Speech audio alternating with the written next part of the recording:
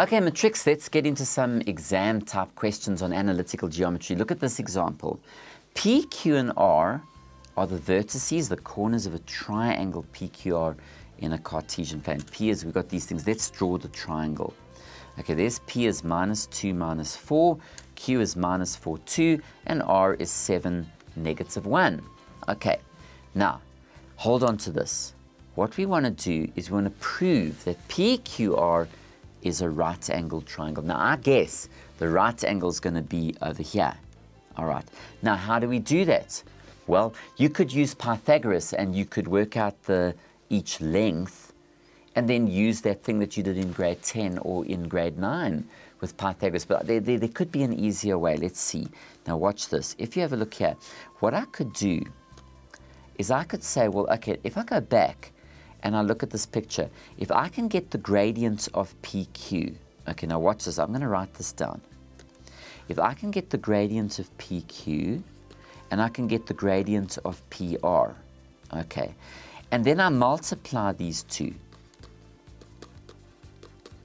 and I get -1, then that is a right angle. Okay, now let's work out the gradients of PQ, work out the gradients of PR. Okay, let's do that. So I've got my points, and here we go. So the gradients of PQ, this is another version of the formula. We can say 2 minus -4 over -4 minus -2. Just be careful of the signs, which gives you, if you simplify that, that gives you 6 over -2, which is -3. What about the gradients of PR?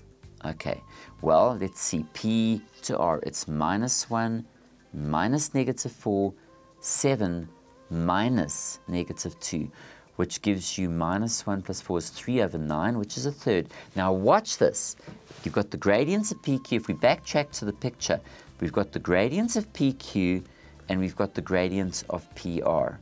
Okay, and we worked all of these out, and notice what happens.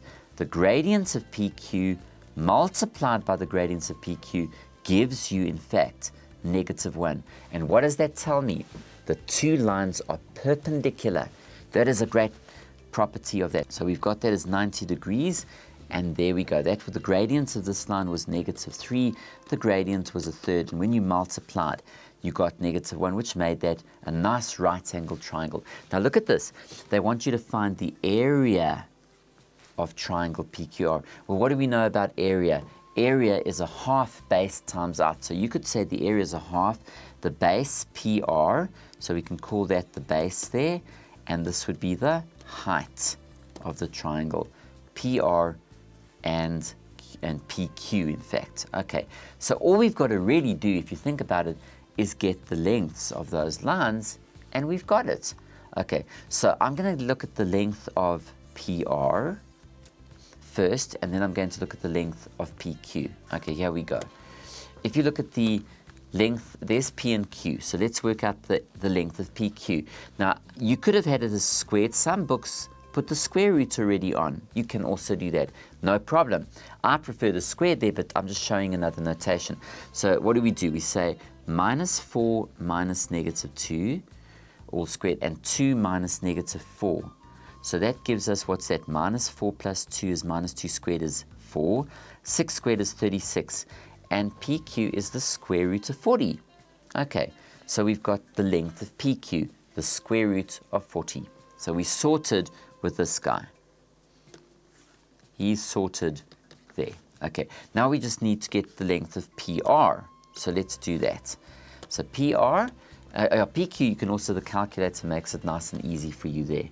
Okay, PR, let's go the square root, or PR squared, is 7 minus -2 all squared minus 1 minus -4. Just be careful with those signs.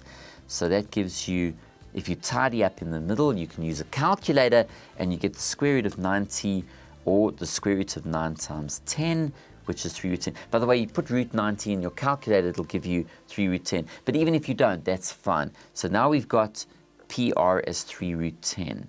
Okay. So there's PQ and there's PR. So what do? The area is a half base times height. We've got PR, we've got PQ, and all we do is now say root 10 times root 10 is 10, 3 times 2 is 6, and that's 6 times 10 is 60, and the area is 30 units squared. Okay, and guys, that's really what analytical geometry is about. It's doing a whole lot of wonderful things there.